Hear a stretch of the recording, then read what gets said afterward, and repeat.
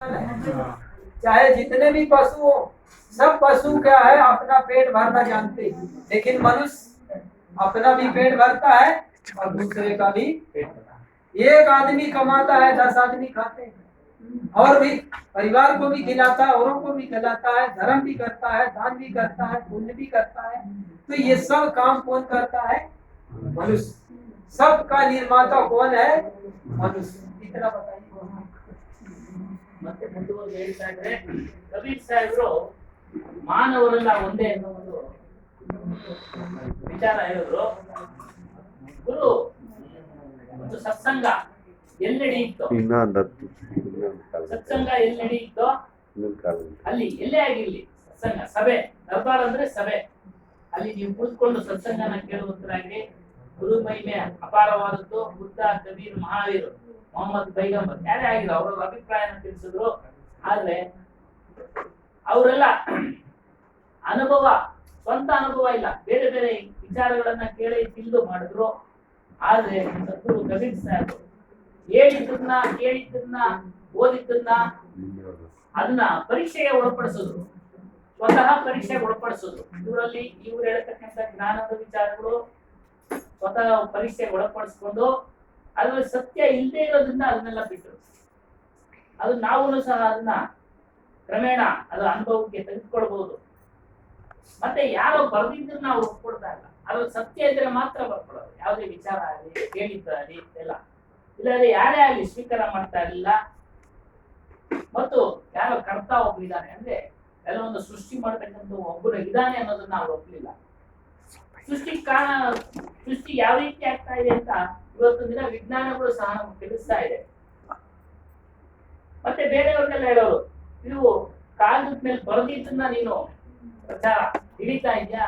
ನಾನು ಸ್ವಂತ ಪ್ರತ್ಯಕ್ಷವಾಗಿ ಅನುಭವಿಸಿ ತಿಳಿತಾ ಇದ್ದೀನಿ. ನಿಮ್ಮೆಲ್ಲರ ಮಾತುಗಳು ಕಾಲ್ಪನಿಕ. ಯಾರು ಬೇರೆ ದೇವರು, ಖುದಾ, ಮುಸ್ಲಿಮ್ಸ್, ಹಿಂದೂಗಳು ಎಲ್ಲವನ್ನೂ ಹೇಳಿದ್ರು. ಅವರವ್ರ ಅನುಕೂಲಕ್ಕೆ ತಕ್ಕಂಗೆ 33 ಕೋಟಿ ದೇವತೆಗಳು ಮಾಡಿದ್ದಾರೆ ಹಿಂದೂಗಳಲ್ಲಿ. 33 ಕೋಟಿ ದೇವತೆಗಳು. ಹಾಗಾಗಿನೇ ಒಗ್ಗಟ್ಟಿಲ್ಲ ನಮ್ಮಲ್ಲಿ. ಅವ್ನು ರಾಮಕೃಷ್ಣ ಪೂಜೆ ಮಾಡ್ತಾನೆ ಅಂತ, ಅವನು ಕೃಷ್ಣ ಪೂಜೆ ಮಾಡ್ತಾನೆ ಅಂತ, ಅವನು ನಾನು ದೇವಿ ಪೂಜೆ ಮಾಡ್ತೀನಿ ಅಂತ, ಹೀಗೆ ಆ ಒಗ್ಗಟ್ಟೆ ಇಲ್ಲ. ಇಲ್ಲಿ ರಾಮಕೃಷ್ಣ, ಜೈನ, ಬುದ್ಧ ಎಲ್ಲರೂ ಇವ್ರ ಪರಸ್ಪರ ಒಬ್ಬರೊಬ್ಬರು ಒಪ್ಪೋದೇ ಇಲ್ಲ. ನೋಡೋದೇ ಇಲ್ಲ. ರಾಮ ಪೂಜೆ ಮಾಡೋ ಕೃಷ್ಣ ಒಪ್ಪಲ್ಲ, ಕೃಷ್ಣ ಪೂಜೆ ಮಾಡೋ ರಾಮ ಒಪ್ಪಲ್ಲ. ಈಶ್ವರನ್ ಪೂಜೆ ಮಾಡೋರು ಶಂಕರಾಚಾರ್ಯರು, ಜ್ಞಾನ ಈಶ್ವರ, ಅವ್ರ ಮಧ್ವಾಚಾರ್ಯರು ಒಪ್ಪಲ್ಲ.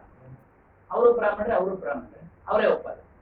ಇನ್ನ ರಾಮಾನುಜಾಚಾರ್ಯ ಪಂಥ, ವಿಶಿಷ್ಟಾದ್ವೈತ, ಅವ್ರು ಇವರಿಬ್ಬರನ್ನು ಒಪ್ಪಲ್ಲ. ಈ ರೀತಿಯಾಗಿ ಪರಸ್ಪರ ಒಬ್ಬರನ್ನೊಬ್ರು ಒಪ್ತಾ ಇಲ್ಲ. ಆದ್ರೆ ಸದ್ಗುರು ಕಬೀರ್ ಸಾಹೇಬ್ರ ಅವ್ರೇನ್ ಹೇಳಿದ್ರೆ, ಎಲ್ಲಾ ಮಾನವರು ಸಂಪ್ರದಾಯ ವಿಚಾರಗಳು ಬೇರೆ ಇರ್ಬೋದು, ಆದ್ರೆ ಮಾನವರೆಲ್ಲರೂ ಒಂದೇ. ಅವರವ್ರ ಇಷ್ಟಾನುಸಾರ ಅವರು ಮಾಡ್ತಾ ಇದ್ದಾರೆ. ಮನಸ್ಸಿನಲ್ಲಿ ಅನಿಸಿದ್ದನ್ನ ಮಾಡ್ತಾ ಇದ್ರೆ.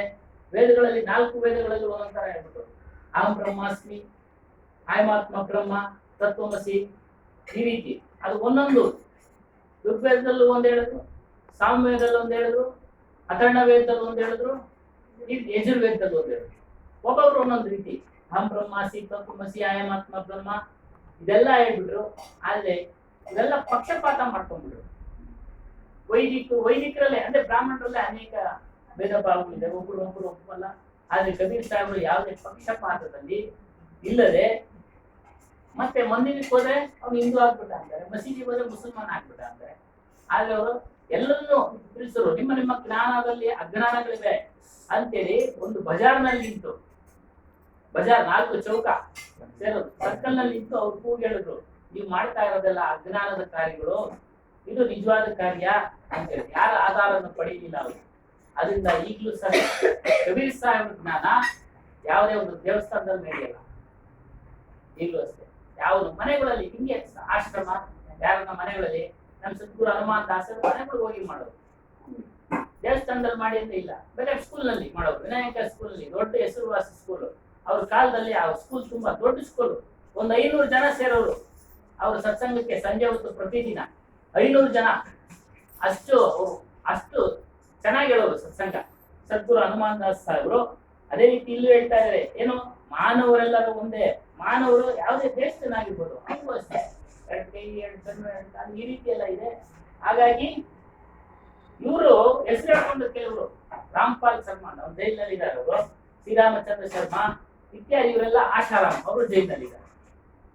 ಗಭೀರ ಜ್ಞಾನ ಯಾರು ಅನುಸರಣೆ ಮಾಡಿದಾರೋ ಅವರು ದಾರಿ ತಪ್ಪೋದಿಲ್ಲ. ರಾಮಕೃಷ್ಣ ಪರಮಹಂಸರು ಒಂದು ಉದಾಹರಣೆ ಕೊಡ್ತಾರೆ. ಒಳ್ಳೆ ಪ್ರವೀಣನಾಗಿರ್ತಕ್ಕಂತ ನೃತ್ಯಗಾರ ತಪ್ಪು ಹೆಜ್ಜೆ ಇಡೋದಿಲ್ಲ ಅಂತ ಎಷ್ಟು ಉದಾಹರಣೆ ಕೊಡ್ತಾರೆ. ಪ್ರಬುದ್ಧನಾಗಿರ್ತಕ್ಕಂತ ನೃತ್ಯ ಮಾಡೋನು ತಪ್ಪು ಹೆಜ್ಜೆ ಯಾವತ್ತೂ ಇಡಲ್ಲ. ಅದೇ ರೀತಿ ಗಭೀರ ಜ್ಞಾನ ಯಾರು ತಿಳಿದಿದಾರೋ ಅವ್ರು ಯಾವುದೇ ಕಾರಣಕ್ಕೂ ತಪ್ಪು ಹೆಜ್ಜೆ ಇಡೋದಿಲ್ಲ. ತಪ್ಪು ಹೆಜ್ಜೆ ಇಡಕ್ಕೆ ಸಾಧ್ಯ ಇಲ್ಲ, ಅಷ್ಟು ಒಂದು ಶ್ರೇಷ್ಠವಾಗಿದೆ ಜ್ಞಾನ. ಆದ್ರಿಂದಲೇ ಅವ್ರನ್ನ ಶ್ರೇಷ್ಠ ಅಂತ ಹೇಳಿದ್ರು. ಎಲ್ಲರೂ ಅಷ್ಟೇ, ರಾಜಕೀಯದವರು ಧರ್ಮದವರು ಇವತ್ತು ನಾವು ಒಂದು ಸಾಕಿನ ತೆಗೆದುಕೊಂಡು ಉದಾಹರಣೆ ಕೊಡ್ತಾ ಇದ್ದಾರೆ. ಇದೇ ಪ್ರಧಾನಮಂತ್ರಿ ಮೋದಿ ಅವರು ಕಬೀರ್ ಮಗಾರ್ ಹೋದಾಗ ಅವರು ಸಾಕಿನ ಇರೋದು ಫಲ ಏಕ ಫಲ ಅಂತ ಒಂದು ಫಲ ಯಾರು ಸಂತ ಮಿಲಾತೋ ಅನೇಕ ಫಲ, ಸದ್ಗುರು ಮಿಲಾತೋ ಅನೇಕ ಫಲ. ಒಂದು ಫಲ ತೀರ್ಥಯಾತ್ರೆ ಮಾಡಿದ್ರೆ ಒಂದು ಫಲ, ಸಂತರು ಸಿಕ್ಕರೆ 4 ಫಲ, ಸದ್ಗುರು ಸಿಕ್ಕರೆ ಅನೇಕ ಫಲ. ಆ ದೋಹೆನಾಗಿದೆ. ಇದೇ ರೀತಿ ಕೆಲವರೆಲ್ಲ ಆಮೇಲೆ ಅಂಬೇಡ್ಕರ್, ಹೌದು ನಾವು ಸಹ ಓದಿದ್ವಿ. ಅಂಬೇಡ್ಕರ್ ಫ್ಯಾಮಿಲಿ ಎಲ್ಲ ಕಬೀರ್ ಸಾಹೇಬ್ ಅಂತ ಅನ್ಸರಣೆ ಮಾಡಿ ಇವರು ಸಹ ಕಬೀರ್ ಜ್ಞಾನ ತಿಳ್ಕೊಂಡಿದ್ರು ಅಂಬೇಡ್ಕರ್ ಅವರು. ಅದಕ್ಕೆ ಅವರು ಸಂವಿಧಾನ ಬರೆದ್ರು, ಎಲ್ಲರಿಗೂ ಸಮಾನತೆ ಬರಬೇಕು ಅನ್ನೋದಿದೆ. ಮೂಲ ಇಲ್ಲೇ ತಗೊಂಡಿದೆ ಕಬೀರ್ ಜ್ಞಾನ ಅವರು. ಈ ರೀತಿ ಮುಸ್ಲಿಂ ಯಾವುದೇ ಜಾತಿ ಎಲ್ಲರೂ ಒಂದೇ. ಮಾನವೀಯತೆ ಪೂಜಾರಿಯಾಗಿದ್ರು ಅವರು, ಮಾನವೀಯ ಗುಣಗಳನ್ನ ಹೊಂದಿದ್ರು. ನೀವು ಸಹ ಮಾನವೀಯ ಗುಣಗಳನ್ನು ಹೊಂದಿ ಈಗಲೂ ಸಹ ನೋಡ್ತಾ ಇದೀವಿ ನಾವು. ಇದ್ದಾಗ್ತಾ ಪರಸ್ಪರ ದ್ವೇಷ ಇದನ್ನೆಲ್ಲ ಹೇಳಿದ್ರು. ಆದ್ರೆ ಎಲ್ಲಾ ಮಾನವರು ಒಂದೇ, ಎಲ್ಲರೂ ಶ್ರೇಷ್ಠ. ಮಾನವರೆಲ್ಲ ಶ್ರೇಷ್ಠ, ಪ್ರಾಣಿಗಳು ಶ್ರೇಷ್ಠ ಆಗ ಸಾಧ್ಯ ಇಲ್ಲ. ಮನುಷ್ಯ ಒಬ್ರು ದುಡ್ದು ಅರ್ಥವನ್ನು ಊಟ ಆಗ್ತಾನೆ, ಹೊರಗಡೆ ಆಗ್ತಾನೆ, ಇಂಥ ಸೇವೆಗಳು ಮಾಡ್ತಾನೆ. ಅದನ್ನ ಮಾನವ ಶ್ರೇಷ್ಠ. ಯಾಕಂದ್ರೆ ಅವನಿಗೆ ಅರಿವು ಕೊಡೋನು ಯಾರು? ಗುರು. ನೋಡಿ ಇಂಥ ಕೆಲಸಗಳನ್ನ ಮಾಡು, ನಿನ್ನ ಒಂದು ಸಂಸಾರ ನಿರ್ವಹಣೆ ಮಾಡು, ಸತ್ಸಂಗ ಮಾಡು, ಆಶ್ರಮದ ಸೇವೆ ಮಾಡು, ಈ ರೀತಿ ಎಲ್ಲ ಜ್ಞಾನ ಮಾಡೋದ್ರಿಂದ ಏನು ಆಗುತ್ತೆ ಅನ್ನೋದು ಸಹ ಅವರಿಗೆ ಸಬ್ಜೆಕ್ಟ್ಗಳೇ ತಿಳಿಸ್ಕೊಡ್ತಾರೆ. ಆಗ ಈ ಮಾನವರು ಶ್ರೇಷ್ಠ ಎಲ್ಲರಿಗಿನ್ನ. ಆಗ ಎಂತ ಇಷ್ಟು ಹೇಳಿದ್ರು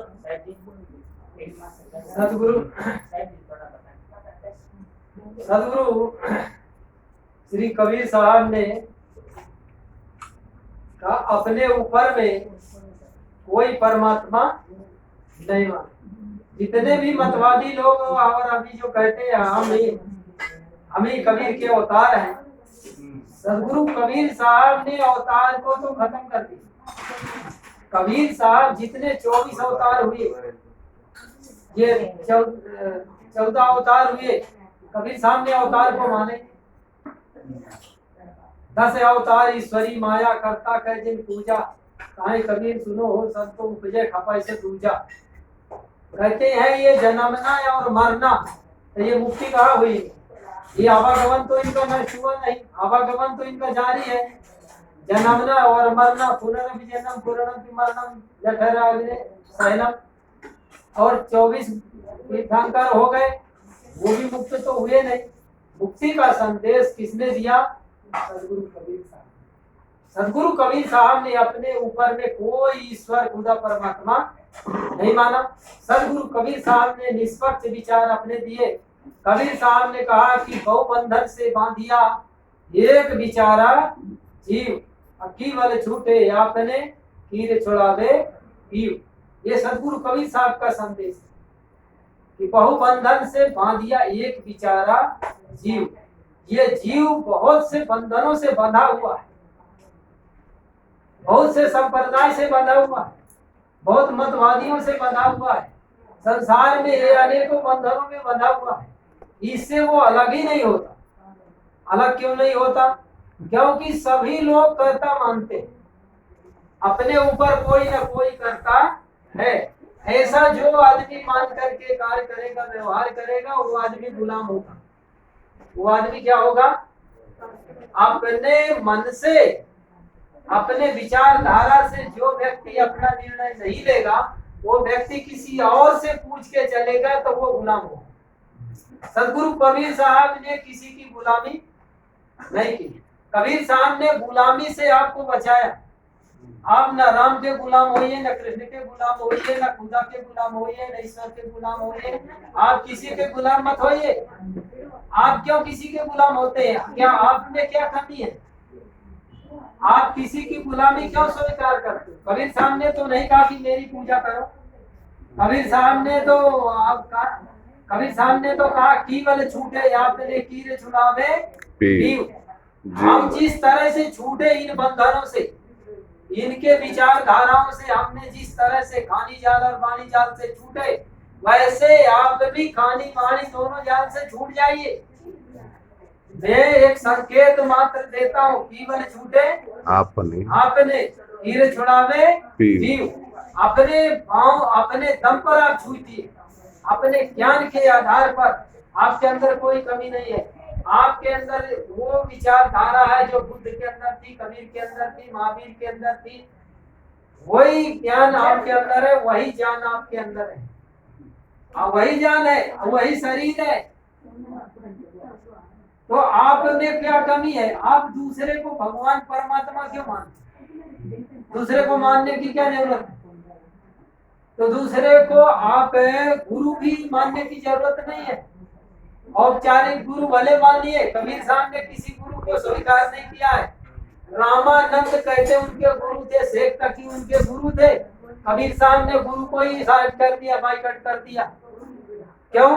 क्योंकि वो उनके जो गुरु थे वो पत्थरों की पूजा करते थे, पत्थर के पुजारी, कंकड़ पत्थर की पूजा करते थे। इसलिए कबीर साहब ने रामानंद को भी फटकार दिया, कह दिया कि रामानंद राम रस माते और कहीं कबीर हम कहीं कहीं थाके। सदगुरु कबीर साहब कहते हैं, मैं कहते कहते रामानंद को थक गया और रामानंद चेत नहीं पाए। आज भी रामानंदी लोग जड़ के मूर्ति की पूजा करते हैं, जड़ के पुजारी बने हुए जगत गुरु कहलाने वाले शंकराचार्य आज वो भी मूर्ति पूजा में लगे। बड़े बड़े मंडलेश्वर, महामंडलेश्वर, न जाने कौन कौन सी उपाधियां लगाए हुए वो रात दिन वो आरती में लगे हुए। ओम जय जगदीश हरे, भक्त जनों के संकट क्षण में दूर करे। वो कंकड़ और पत्थरों की वो मूर्तियां क्षण में दूर करेगी, जो न बोलती न डोलती न खाती न पीती न चलती न फिरती न लेती न देती। वो आपका क्या कल्याण करे? कुत्ता आकर के एक टांग उठाता है और 3 टांग से खड़ा होता है, गंगा जल देके जाता खारा खारा। उसको तो वो हटा नहीं सकते, हमको वो क्या देंगे? तो आज दुनिया कंकड़ों को पत्थरों की पुजारी है। गुरु के पुजारी तो कोई कोई माई के लाली करते हैं।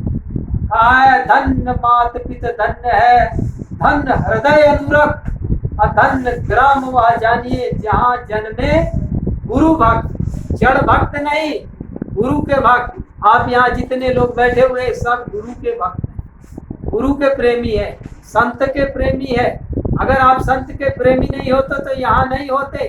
तो आप संतों के प्रेमी हैं, गुरु के भक्त हैं। तो आप सभी सौभाग्यशाली हैं, परम सौभाग्यशाली हैं जो आप गुरु के भक्त हैं। ऐसे वैसे गुरु के नहीं, पारखी संतों के। हर बात को आप परखते हैं, आपके अंदर पारख है। आपका गुरु आपके पास है, आप अपने आप में परखिए। साहब ने कहा ये तराजू तौल के तब मुख बाहर आन। अपने हृदय में पहले तौलिए कि ये बात सही है कि ये गलत है। अगर ये बात सही है तो आप उस बात को मानिए, अगर बात गलत है उसको छोड़ दीजिए। छोड़ने में आपका एक पैसा भी नहीं लगेगा। भ्रम कल्पना की बातें, कंकड़ पत्थरों की पूजा, देवी देवताओं को आप मानते हैं, दुआ तावीज मानते हैं, धागा बांधते हैं, जंतर मंतर मानते हैं, नजर मानते हैं, बिल्ली रास्ता काट दे तो उसको मानते हैं। ऐसी ऐसी बाह्य भ्रांतियां जो आप मानते हैं, मकान बनाते हैं, आंटी टिक टाक के टांगते हैं, ये सब क्या है? नारियल बांध के टांगते, ये सब क्या? ये सब पाखंड और आडंबर है। ये कोई इनकी पूजा करने से कोई लाभ नहीं है। आज लोग कहते हैं कि पूजा करवा लो, आपको 7.5 लगी हुई है, 7.5 की पूजा करवा लो। तो पूजा करवाते हैं लोग, गौर विधि करवाते हैं, और जो कुछ आता है वो आप लोग करते हैं। जूता देते, छाता देते, लाठी देते, रजाई देते, गद्दा देते, फलन देते, न जाने क्या क्या बता देते हैं कि आपके पिता तो मरे 15 साल हो गया। अभी आपके पिता मेरे सपने में आए थे तो बोल रहे थे बड़ी तकलीफ है मेरे को। तो फिर उनको तकलीफ दूर करने के लिए आप क्या देते हैं? जूता देते हैं, छाता देते हैं, और भी खड़ाउन देते हैं, रजाई भी देते हैं, कई लोग गद्दा भी देते हैं। तो ऐसे लोग ये ब्राह्मणों को दान करते हैं। ब्राह्मणों को दिया हुआ, आपका दिया हुआ दान ब्राह्मण खाएगा, अपने परिवार को खिलाएगा। संतों को दिया हुआ दान संत खाएंगे, न जाने कहाँ कहाँ आपकी बात पहुंचा देंगे।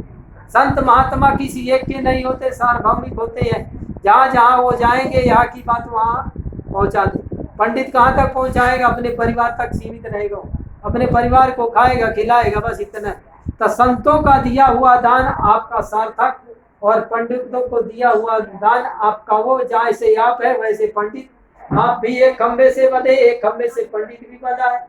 बंधे को बंधा मिला तो छूटे कौन उपाय, अकर बंदगी निर्बंध की तो पल में ले छुड़ाए। अगर आपने किसी पंडित को गुरु कर लिया और पंडित भी बना हुआ, वो उसके भी बाल बच्चे परिवार वाला, और आप भी बाल बच्चे परिवार वाले, आप किसको कहोगे कि छुड़ाओ मेरे को? एक खंबे से गुरु बना, एक खंबा से चेला बना, और दोनों कहे के भी छुड़ाओ, तो कौन किसको छुड़ाएगा? इसलिए कबीर साहब ने कहा, बंधे को बंधा मिला तो छूटे कौन उपाय, कर बंदगी निर्बंध की तो पल में ले ये छुड़ाए। किसकी बंदगी करना चाहिए? निर्बंध की। किसकी बंदगी करना चाहिए? ज्ञान वैराग्य गुरुमूरा देव चेतना हमारा है। हम स्वरूप साहब ने क्या लिखा? ज्ञान वैराग्य गुरु मूरत। हमारा गुरु कैसा होना चाहिए? ज्ञानवान होना चाहिए, वैराग्यवान होना चाहिए, बोधवान होना चाहिए, गुरु मूरत, देव चेतन हमारा हो। हमारा देव कैसा होना चाहिए? चेतन देव होना चाहिए, जड़ देव नहीं होना चाहिए। आज पूरी दुनिया किसकी पुजारी है? जड़ की पुजारी है। सतगुरु श्री राम स्वरूप साहब क्या कहते हैं? देव चेतन हमारा हो, हमारा देव चेतन हो। ऐसा गुरु होना चाहिए जो आर पार हमको पहुंचा दे।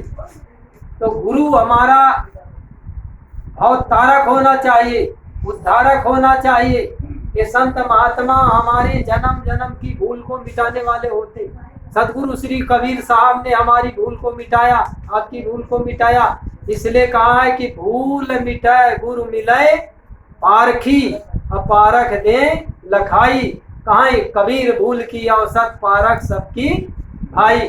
पारख सबकी भाई है, पारख आप सबके पास में है। पारख कहीं लाने जाने की जरूरत नहीं है, आप सब पारखी है। आपके अंदर, सबके अंदर में जीव है, सबके अंदर में चेतन है, सबको जानने वाले आप सभी जनैया हैं। ऐसा नहीं है कि मैं ही जानता हूँ, आप सब जनैया है, सब जानते हैं। आपके शरीर में एड़ी से चोटी तक में कहाँ दर्द होता है उसको जानते हैं ना। तो अपने को भी जानते हैं, अपने आजू बाजू वाले को भी जानते हैं। सबको जानने वाले कौन है? आप चेतन है, आप सबको जानते हैं, अपने को भी जानते हैं, पड़ोसी को भी जानते हैं, ईश्वर को भी जानते हैं, पिता को भी जानते हैं, सबको जानते हैं। सबका जनैया कौन है? जीव। सबका मनैया कौन है? जीव। तो जड़ और चेतन को ठीक ठीक तो समझ लेता है, उसको फिर और कुछ समझने की जरूरत नहीं है। जिसको अपने आप का बोध हो गया तो दुनिया को बोध पाने की जरूरत नहीं है, दुनिया में भटकने की जरूरत नहीं है। अपने स्वरूप का बोध होना चाहिए। पारख में जिन हो गए धीरा, अतिन पाए गुरु सत्य कबीरा। आप पारख में स्थिति अपनी बनाइए। संतत सुख है पारख में, साधन यतन विनाश, भूल भटक मत जाओ जीव विविध कर्म के पास। आप भूल से भी विविध कर्म में मत जाइए, आडंबरों में मत जाइए, धोखे में मत जाइए। जहाँ सच्चा ज्ञान मिलता है, सदगुरु का ये दरबार